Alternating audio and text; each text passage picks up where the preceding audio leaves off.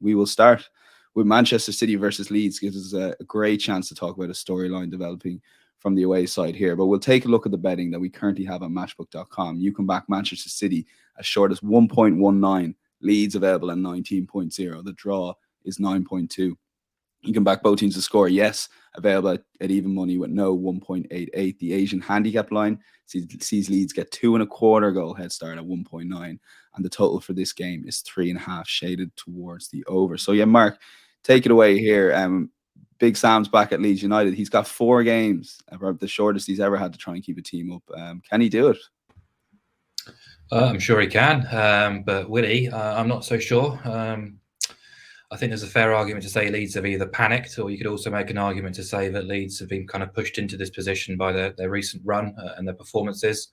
I think Javi Gracia was handed a bit of a hospital pass. I think he's a capable coach who's more than good enough to kind of keep a team up in the Premier League, but probably not after kind of coming after Marcelo Bielsa and Jesse Marsch. You know, he's completely different in terms of style and fit, and so I apportion a large blame of why Leeds have been struggling this season to their director of football, Victor Orta, who was sacked this midweek after a series of blunders, really. Just kind of shows us yet again that there's absolutely no succession planning taking place in the Premier League these days, which is bonkers considering the sums of money that's splashing around. It's just incredible to think Leeds have gone from Bielsa to Allardyce in 14 months, and kind of gives you an idea of the predicament they're in and the lack of forward planning. But yeah, it is a last throw of the dice. I guess you can kind of understand it with Angus Kinnear, the chief executive of Leeds, having worked with him before, so there is a connection there. But they must understand that this could be a very, very expensive gamble, because Allardyce isn't a guarantee of survival or safety.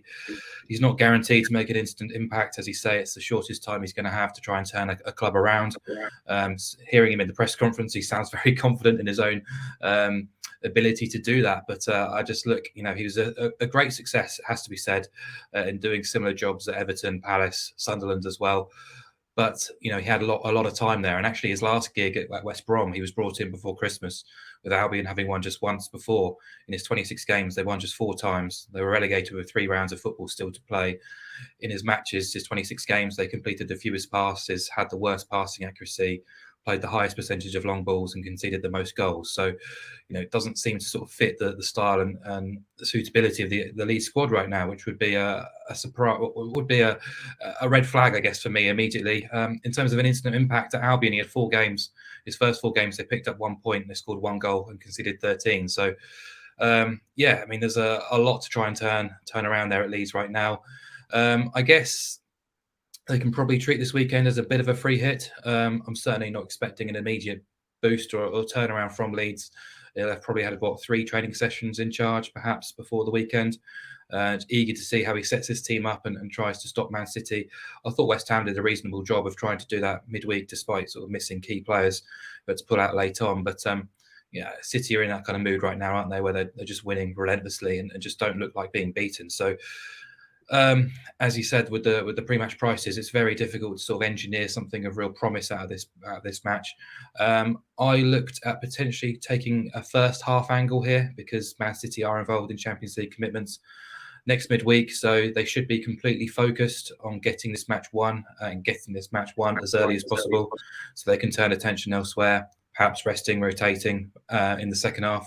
Something similar to what we saw against Leicester, actually, when they blew Leicester off the park in the first 45 minutes. Pep rang the changes at half-time, and it's a very different second half. So I was looking at Man City -1 on the Asian handicap in the first half, which would give you about a 2.1 price. Now, City have led at half-time in 6 of 8 at home to the bottom half. Would have been 6 of 7 before the West Ham game, where, of course, they hit the woodwork twice before the break and probably unlucky not to score. They've averaged 1.86 goals before half-time. Against those 8 bottom half teams at the Etihad. They scored twice or more in 4 of the 8 and led by 2 goals or more in 4 of the 8 as well. So out of those 8 games, you would only have lost your stake twice. You even paid out 4 times and got a push twice. I think that's reasonable enough, really. You know, if you want to be a bit more aggressive, you could possibly look at Man City scoring over 1.5 goals before half time at around 2.5, which is obviously quite appealing. But yeah, I'm probably playing it a little bit safer here. But yeah, I'm just wary of kind of taking anything sort of Leeds-based, Leeds to score, not to score, Man City to win to 0. Just City have been a little bit sloppy, actually, in the last 20 games or so. I think they've only kept 4 or 5 clean sheets in the Premier League, which is quite surprising, really. And As we saw in the second half against Leicester, if they do sort of down tools and start focusing elsewhere, there will be opportunities for Leeds, whether it's counter-attacks, transitions, set pieces, etc. So, yeah, I think City win this quite comfortably, regardless of Allardyce there or not.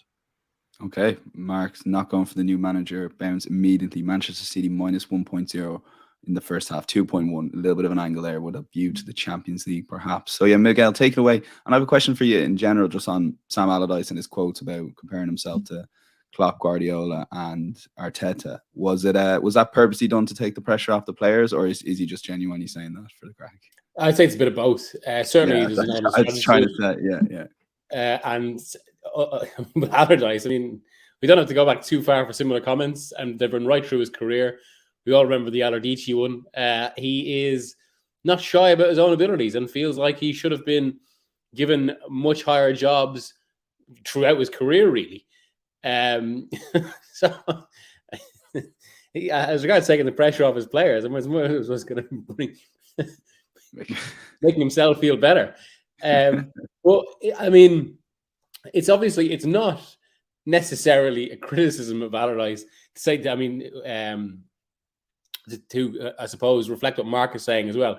I mean, to go from Bielsa to Allardyce in this short a time is an indictment of Leeds and their strategy. And I think actually it reflects on one of the reasons why Javi Gracia ended as it did. Because I agree, I think he's a good coach. I was surprised how it went. But I mean, if you stand back, basically, and this is where it's quite interesting this weekend, it was a squad built for Bielsa, and then actually arguably to a greater degree, given some of the signings they made, built to Jesse Marsch, which was a pressing squad running. Even some of the limited players, you can get away with them in the right system, which involves high pressing. That didn't suit Gracia, and it's going to be a big question whether it suits Allardyce, because Gracia was like almost a halfway house between Bielsa and Allardyce, and now Allardyce is the extreme end, where it will be, as in the famous quote we had in a podcast recently, where what structure does he set up in his team? The structure is to not get beat. That's not a structure, that's an outcome. But what he means is that, I mean, they're going to be, it's going to be rigorously organized defense, hard to break down. And the big question, as Marcus touched on, is whether you can do that in the space of 3 training sessions. Sometimes, though, just because of the intensity of the first few days, that can happen in these situations more in the first game than in any other, where it's almost like the players are kind of shocked into it, even if there's a kind of bigger concerns over the longer term. It is, of course, I mean, it's amazing for his first task as regards this. He's got the hardest match in Europe right now. But to my mind, just because of the way he works, I mean, Gracia, again, what is a capable coach, given that English isn't his first language, he doesn't necessarily have, how to put this, the charisma that Allardyce has in a Premier League setting. And Allardyce can have that effect. I'm sort of in two minds here, whether it's all set up. Everything I've said are all the factors for another City thrashing. I think what's their average? I think it's at least 3 goals a game average in the last 11 games, something like that. I don't know the exact figure, but it's around that. Or just for one game, Allardyce frustrated. I mean, I suppose the extension of that is it's a twist in the title race, but to allow both possibilities, like I know what Mark is saying about the clean sheet, but that's the City's lack of clean sheets, but that's this is a Leeds team that will be sitting deep. But to allow for basically either a City thrashing or maybe a shock 0-0 draw, I'm going to go for both teams to score no.